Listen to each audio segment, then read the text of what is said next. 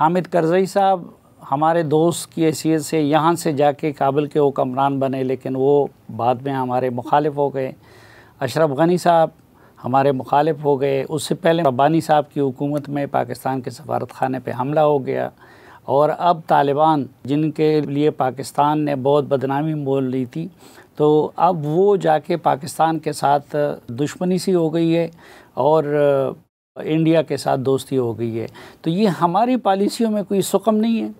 اچھا، میں اگر آپ کے اس سوال میں تھوڑا سا مزید اضافہ، اگر مجھے آپ اس کی اجازت دیں، ایون سردار داؤد صاحب کے زمانے میں بھی شاید ہماری پالیسی میں سکم، اور ظاہر شاہ صاحب کے دور میں بھی ہماری پالیسی میں سکم، تسلسل ضرور ہے۔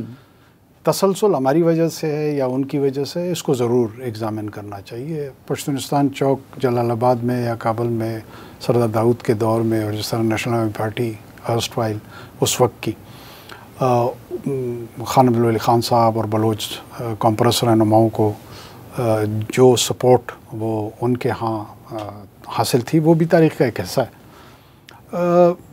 ہماری پالیسیوں میں سکم کیا تھا یا کیا ہے یا کیا تنقید ہوتی ہے، اگر ہم اس کی طرف توجہ مبذول کروائیں۔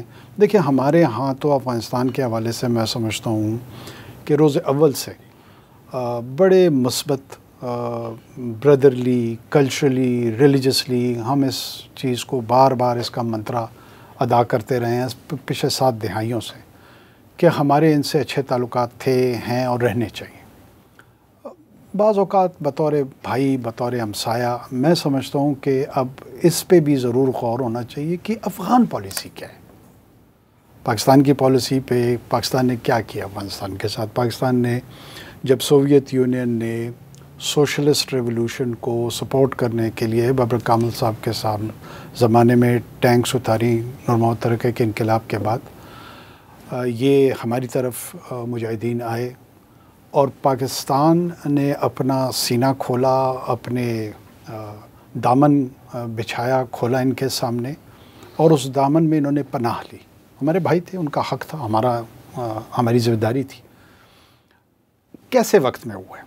میں نئی جنریشن کے لیے بات بتا دوں کہ ویٹ کانگ لوگ بھول رہے ہیں کہ 1975 میں ویتنام میں امریکہ کو شکست فاش، جس کو بلیٹنٹ ڈیفیٹ کا سامنا کرنا پڑا۔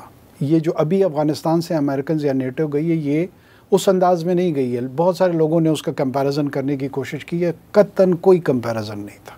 ویٹ کانگ میں جو لاسٹ امریکن ایمبیسڈر تھے، ہی فلیڈ، وہ بھاگا ہے جہاز پہ بیٹھ کے، اور آخری چند جو سٹاف تھا ایمبیسی کا، وہ خوش قسمت لوگ تھے جو اس جہاز پہ سوار ہو سکے، اور اوچمن اور ان کے الائز نے کمپلیٹ ڈسٹرکشن کی۔ اب وہ ہاری ہوئی جماعت ہے، وہ ہاری ہوئی پارٹی ہے 1975 میں، اور سوویتس ظاہر سوشلسٹ ریولوشن کے ٹرائمفنٹ پارٹی ہے، وہ جیتی ہوئی پارٹی ہے۔ 4 سال بعد وہ جیتی ہوئی پارٹی کی حیثیت سے افغانستان میں داخل ہوتے ہیں، اور ہاری ہوئی پارٹی، میں ریکارڈ کی درستگی کے لیے کہوں، 1981 تک آنے کو تیار نہیں تھی، لیکن یہ پاکستان تھا جس نے یہ پرنسپل سٹانس لیا۔ اور آپ اس جرت میں یہ بھی ضرور مد نظر رکھیں کہ اسی ہاری ہوئی جماعت کی سپورٹ ہمیں 1971 میں اویلیبل نہیں ہوئی، یہ ارسوائل ایسٹ پاکستان میں۔ یہ کتنا بڑا جرت کا مظاہرہ پاکستان نے، اتنے بڑے، سوویت یونین ایک سپر پاور تھی، اس کے سامنے کھڑے ہونے کا فیصلہ کوئی معمولی فیصلہ نہیں تھا۔ یہ جو بار بار آج کبھی کوئی ڈالر کے تانے دیتا ہے، کوئی مرسنری بننے کے تانے دیتا ہے، نہیں، وہ تو لوگ اس انوائرمنٹ کو بھول جاتے ہیں۔ امریکہ اور عرب ممالک کے کہنے پہ نہیں تھا۔ 1981 نہیں، میں آپ کے پروگرام میں کہہ رہا ہوں 1979 to 81 کوئی مجھے ثابت کر دے کہ امریکنز نے فنڈ کیا ہو، فائنانس کیا ہو، ہم نے سٹارٹ لیا تھا۔ اور 1981 تک بہت کم ریزسٹنس افغانستان سائڈ پہ چھوٹی چھوٹی چل رہی تھی۔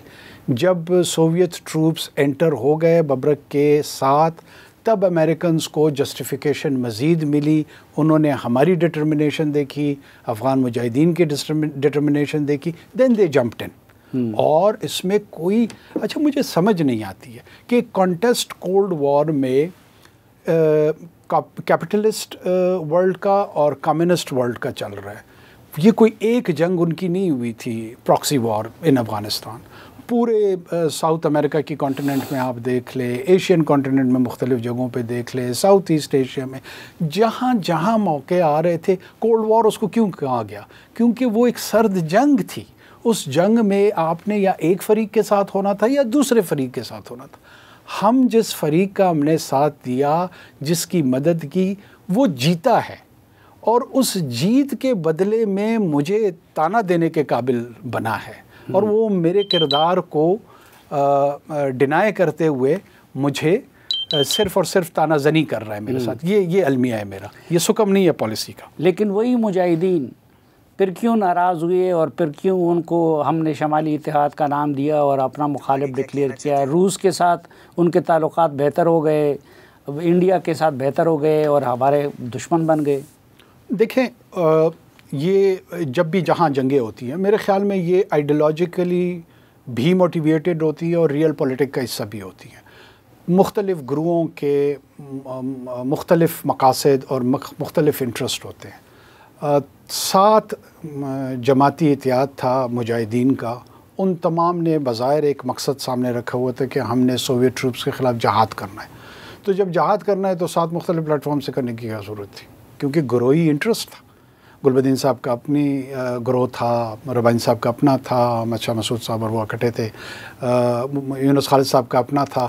تو یہ تمام گروہی انٹرسٹ کے ساتھ ساتھ اس آئیڈیالوجی کے افیلیٹڈ تھے. ایسے تو نہیں تھا کہ ایک گرینڈ مقصد کے تحت سارے کے سارے انسان سیلف لیس ہو کر جو ہے نا ایک آئیڈیالزم کے اس میں اسٹرگل کر رہے تھے. اصل آپ نے کہا نا پاکستان کی غلطی, تو اب پاکستان کی غلطی پہلے یہ نہیں تھی غلطی کہ ہم نے مجاہدین کے اس گروہی جنگ میں حصہ لیا اور ہم نے ربانی کے مقابلے میں گلبدین حکمتیار کو سپورٹ کیا. دیکھیں, میں پھر دوبارہ, شاید پاکستان کی بدقسمتی ہے, پاکستان جس کے ساتھ اس نے نیکی کا کردار ادا کیا ہے, اس نے احسان کا کردار ادا کیا ہے, اس نے بہتر کردار ادا کیا ہے, وہ سیدنا علی کا قول سامنے آ جاتا ہے کہ جس پہ احسان کرو اس کے شر سے بچو, وہی پاکستان کا دشمن بن جاتا ہے. یہ ایک میری ٹریجڈی ہے, اس کی مختلف وجوہات ہو سکتی ہے. لیکن میں پہلے بنیادی بات پہ آتا ہوں کہ پاکستان کا قصور کیا تھا؟ افغانستان کے مظلوم عوام کا ساتھ دینا,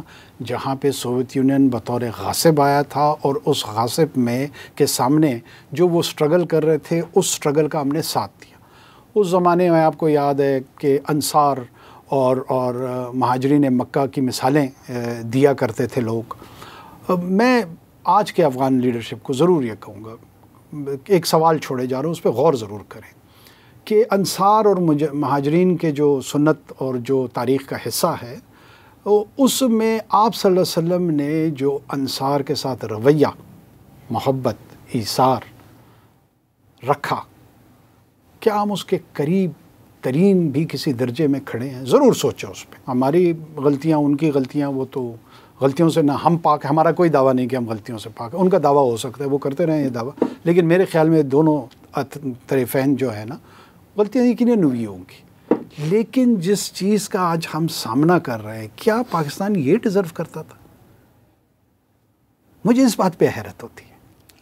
نہیں, پاکستان اس وقت مجاہدین کے گروپوں میں ہم نے ایک کو سپورٹ کیا, دوسرے کو سپورٹ کیا, وہ تو بعد میں تھا. لیکن پھر ہم نے طالبان کو نکالا اور ان سے مجاہدین کو پٹوایا, تو یہ کیا ہماری غلطی نہیں تھی؟ وہ مجاہدین کی پاکستان سے نفرت پھر حق بجانب نہیں تھی؟ دیکھیں, مجاہدین کو ہم نے نہیں نکلوایا. میرا خیال میں اس میں بھی میرے نظر میں تاریخ کی درستگی چاہیے. میجر اشرف ناصر مرحوم کمشنر تھے کسٹمز کے کوئٹہ میں. میجر نصیر اللہ بابر صاحب جو ہے وہ انٹیریئر منسٹر تھے. یہاں سے کچھ ٹرکس جو ہیں وہ قندھار کی طرف جانے تھے اور وہ راستے میں لوٹے گئے. ان لوٹے ہوئے اس میں ٹرکوں سے ایک ڈرائیور جو ہے نا, جو بچ کے وہیں پہ قریبی ایک مدرسہ تھا جہاں پہ مولانا محمد عمر صاحب وہاں پہ تھے. اس مدرسے میں غالباً اس کے نظامت ہوگی جو کچھ ان کے پاس تھا, اور وہاں جا کے انہوں نے شکایت کی کہ ہمارے ساتھ تو یہ لوٹ مار ہوئی ہے. انہوں نے اپنے چند لوگوں کے ساتھ مل کے وہ لوٹا ہوا ٹرک اور ان کے سارا ساز و سامان وہ بازیاب کرایا. یہاں سے ان کی ابتدا ہوتی ہے اور یہ اطلاع ہمارے تک آتی ہے، یہاں آتی ہے۔ لوگ یہ نہیں بھول رہے ہوتے ہیں کہ جن مجاہدین نے نجیب کی حکومت کے سقوط کے بعد اور 96 تک یہ افغانستان کوئی ویکیوم میں نہیں رہا، کیا اس وقت کوئی افغانستان کی تاریخ تھی، افغانستان میں کیا ہو رہا تھا، یہ سارے لوگ بھول جاتے ہیں۔ ہر چھٹے میل پہ ایک کمانڈر تھا، ایک کمانڈر منصور قندار جس نے علل اعلان لڑکے کے ساتھ شادی کو سیلیبریٹ کیا، جس کو بعد میں طالبان نے آ کر پھانسی چڑھایا۔ یہ اخلاقی رویہ تھا ان کا۔ یہ چینز جو انہوں نے کابل سے لے کر قندھار تک آنے پر فیفڈمز بنائی ہوئی تھی 20-20 کلومیٹر کی، لوگ قتل و غارت گری سے تنگ آئے ہوئے تھے۔ ایسے ماحول میں، ایسے انوائرمنٹ میں ملا عمر صاحب از خود اٹھے، یہ باقی تھیوریاں ہیں، از خود اٹھے، اپنے چند ساتھی لیے اور جوں جوں ان کو چیلنج کرتے گئے، اللہ کی شان، ان کی حکمت عملی، جو کچھ تھا یہ سرنڈر کرتے گئے۔ اور ہمیں پتہ لگا کہ ایک دن گلبدین حکمت صاحب بھی سرنڈر کر گئے، اور کابل تک آپ ان دنوں میں یاد کریں بغیر جنگ کے انہوں نے کانکر کیا۔ اس حالات میں ہم نے نہیں مروایا ان مجاہدین کو طالبان لیکن یو این میں ربانی کا نمائندہ بیٹھا تھا اور پاکستان صرف 3 ممالک میں شامل تھا، یو اے ای اور سعودی عرب نے بھی ہمارے کہنے پہ طالبان کی حکومت کو تسلیم کیا تھا۔ دیکھیں، جب انہوں نے کسی کو بھی ریکگنائز گورنمنٹ کو کرنے کے لیے، جب وہ ٹیریٹری کا کنٹرول ان کے پاس ہو اور وہ کنٹرول کی کنٹینیویشن ہو، تو this is one of the basic principle جو ریکگنیشن کی طرف جاتا ہے۔ دنیا میں بہت سارے نظام جمہوری ہیں، دنیا میں بہت سارے نظام غیر جمہوری ہیں، دنیا میں الیکشن سے حکومتیں آتی ہیں، دنیا میں بغیر الیکشن سے حکومتیں آتی ہیں۔ یہ تمام کی تمام دنیا کوئی جمہوری انداز کی حکومتوں کے نہیں ہیں جن کو آپ نے تسلیم کیا ہوا ہے۔ بہت سارے غیر جمہوری ممالک بھی ہیں، لیکن کیوں آپ ان کو تسلیم کرتے ہیں؟ کیوں ان کے ساتھ آپ ڈپلومیٹک روابط رکھتے ہیں؟ جب انہوں نے یہ کنٹرول کابل تک، جو کہ کیپٹل تھا، وہ حاصل کر لیا، اس کی کنٹینیویشن ہوئی، تو لہٰذا افغان پاپولیشن کے لیے انہوں نے سیکیورٹی دی۔ کسی کو برا لگے اچھا لگے، یہ ایک حقیقت ہے۔ انہوں نے ان کو پیس دیا، اکنامک پراسپیرٹی کی طرف اگر نہیں لے کے جا سکے، لیکن بیسک امن و امان انہوں نے اپنے کنٹرول میں لے کے لوگوں کو ایک سینس آف ریلیف دیا تھا۔ ٹھیک، پاکستان کیوں نہ اس کو اس وقت ریکگنائز کرتا اور اس کو اس میں پریکٹیکل ایڈوانٹیجز نظر آ رہی تھی ٹورڈز افغان پیپل آلسو۔ ہم اپنے پولیٹیکل ڈسکورس میں اور لبرل اور ان لبرل آئیڈیالوجیز کے تحت جو گراؤنڈ ریالٹیز ہیں ان کو کمپلیٹلی ڈیورس کر دیتے ہیں جب کسی چیز کے تجزیہ کر رہے ہو۔